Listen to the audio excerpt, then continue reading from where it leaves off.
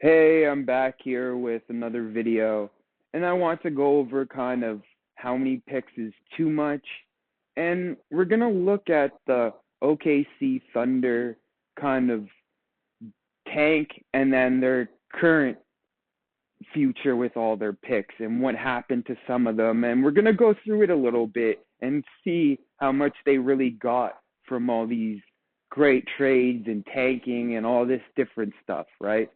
So obviously, this is the year that they started with Chris Paul and they kind of traded off Westbrook the year before, right? 2019 is when they started to like go downhill, but CP kind of kept them alive for one more year, right? And they made the playoffs, went to 7 with the Rockets.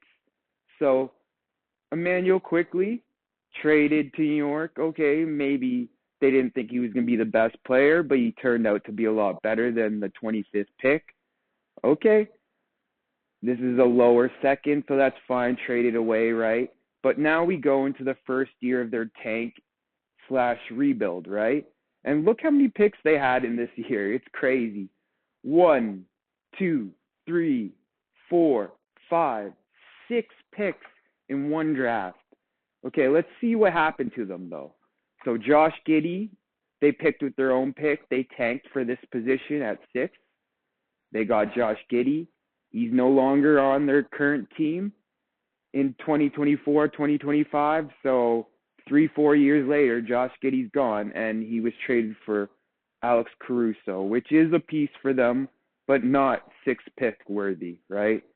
Now we go to Alfred Sengun. Isn't he a good player for the Rockets? The Rockets are doing okay this year.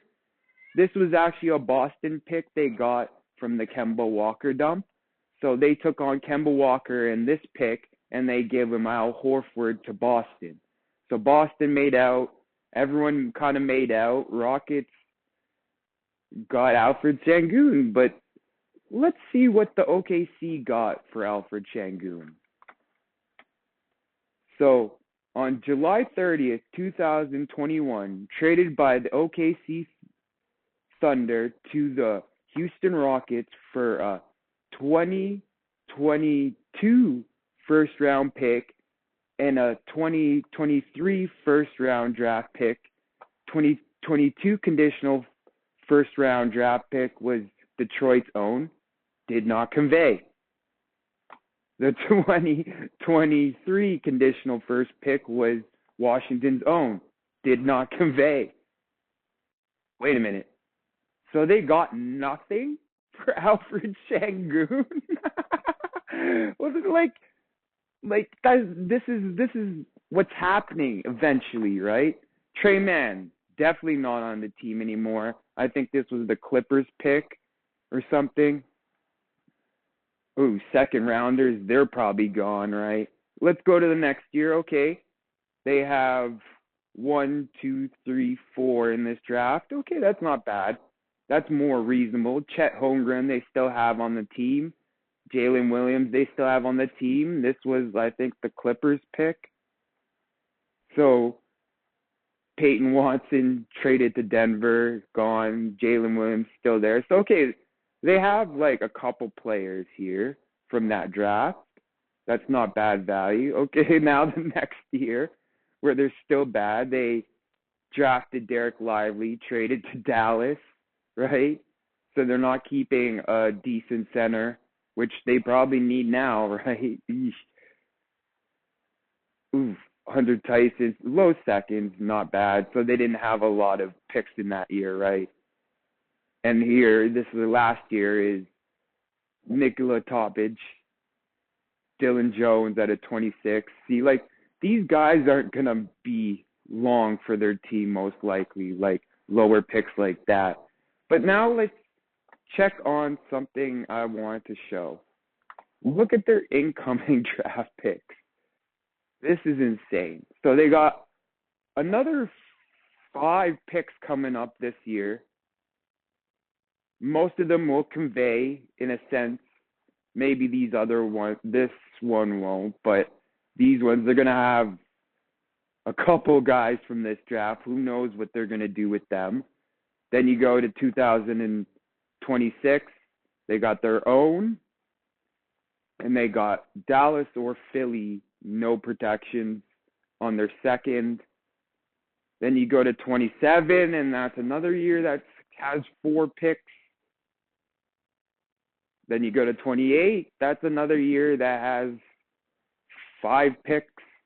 29 is a year that has 6 picks, 7 picks. Wow.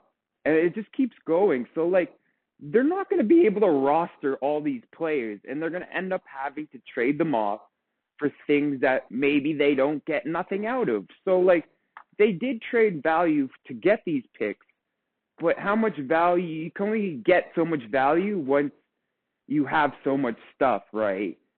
Like, you have so many picks now, you're going to get minimal value on most of them because the way you can kind of even bring a player in, right? This is a whole timeline of things. That's why they eliminated a lot of the lower rounds of the draft, because the fluctuation of the way the teams work, bringing in 2 players each year works. Like, you're probably going to age out 2 players or whatever, and they're going to leave, or a player's going to leave in free agency, and you're going to retire another player, and you have 2 new players coming in. So there's like a balance in how you have to, like, hold your picks and know when to trade them, right?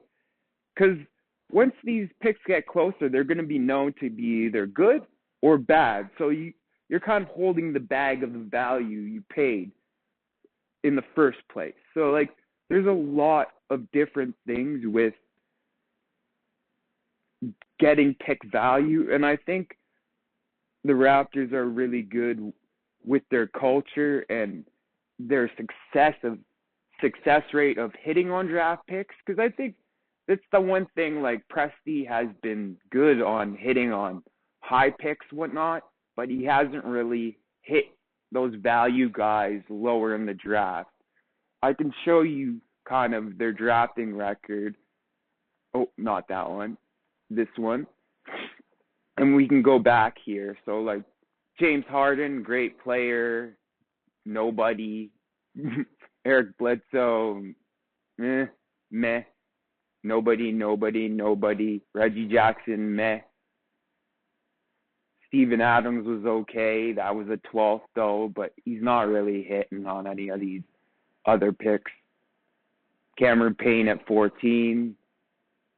See, nothing really. Brandon Clark, 21. Traded to Memphis. And then he got into the Memphis winning development and not the tank culture they went into.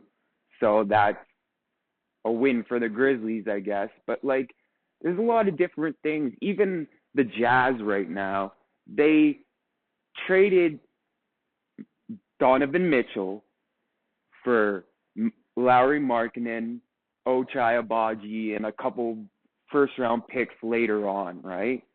But they had so much incoming young talent, picks, and all this stuff. They couldn't even really use Ochai that good. He was a lottery pick, recent lottery pick, really young.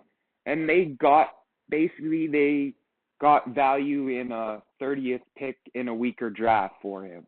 So, like, these trades looks great at the time, but as things age, you got to keep track of this value and understand the way you can take in incoming talent, like assets and places for draft picks to grow and become something and develop real value versus trading them off immediately and then getting nothing ever, like they did with Alfred Sengun, right? So, like, there's a lot of different things involved here.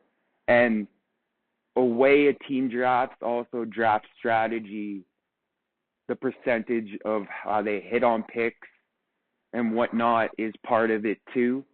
But a lot of times, a lot of these picks become nothing in a sense of player value-wise. So that's why you have to be, like, careful and lose a player for nothing. It depends. if you still have all your own picks, you're not pressured to take bad deals with other picks in order to build your team that way in a sense. Like it's weird. Like if you can hit on your own picks, then you don't really need other people's picks. So it's about getting the best players possible. And trading a player plus one pick and a second is different than trading a player and three firsts, because the input and output of the players, like you're getting four players and you trade like one player away. So that's you're up plus a couple players now. So you're going to have to like look how you're going to actually use and fit these players in a sense of rostering them, giving them enough time to grow and become what they are. Like all these picks now are going to be lesser of players because they're so stacked with so many pieces. It's like there's not enough ball for 15 different guys that all need touch, right? So it's like it's very much a cycle, and it's like you have to count incoming players and outgoing players and all this kind of stuff, and timeline wise, like which player is going to age out or you're going to trade them.